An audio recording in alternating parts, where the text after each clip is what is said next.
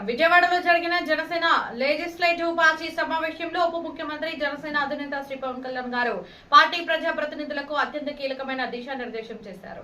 సుమారు 3 గంటల పాటు సాగిన ఈ సమావేశంలో నియోజకవర్గాల పునర్విభజన, మంచికి రాబోయే స్థానిక ఎన్నికల వరకు ప్రతి అంశంపై పవన్ కళ్యాణ్ గారు లోతుగా చర్చించారు.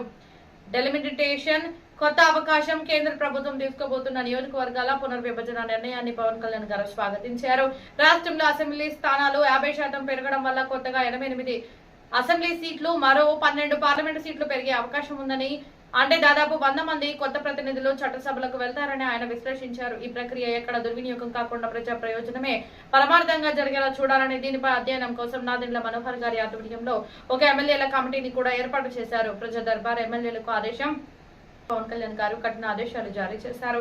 ఎన్నికల ముందు ఓట్ల కోసం ఎలాగైతే రీతిలో వారి కష్ట సుఖాలను తెలుసుకోవాలని ఆయన స్పష్టంగా ఒకచోట ప్రజా దర్బార్ నిర్వహించి ప్రజల మంచి స్వయంగా అర్జీలు స్వీకరించాలని, వాటి పరిష్కారానికి పక్క ప్రణాళికతో పనిచేయాలని ఆదేశించారు. స్థానిక పోరుకు సిద్ధం కావాలి.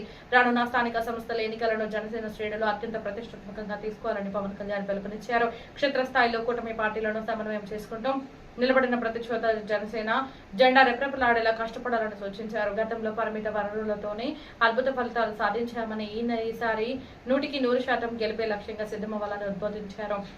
నవతరం జెన్ బి జెన్ జెడ్ యువత ఓట్లు మాత్రమే కాకుండా వారి ఆలోచనలను కూడా అర్థం చేసుకోవాలని పవన్ కళ్యాణ్ గారు సూచించారు. రాష్ట్రంలో 12% యువతను నైపుణ్యం కలిగిన మానవ వనరులుగా తీర్చిదిద్దడానికి ప్రత్యేక దృష్టి సారించాలన్నారు.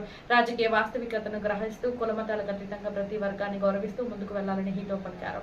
చివరగా పంచాయతీరాజ్ మరియు గ్రామీణాభివృద్ధి శాఖల ద్వారా అందుతున్న నిధులను క్షేత్రస్థాయిలో సద్వినియోగం చేస్తూ ప్రతి ఇంటికి తాగునీరు అందించే జల్ జీవన్ మిషన్ వంటి పథకాలను ప్రజల్లోకి బలంగా తీసుకెళ్లాలని పవన్ కళ్యాణ్ గారు ప్రజాప్రతినిధులకు దిశానిర్దేశం చేశారు.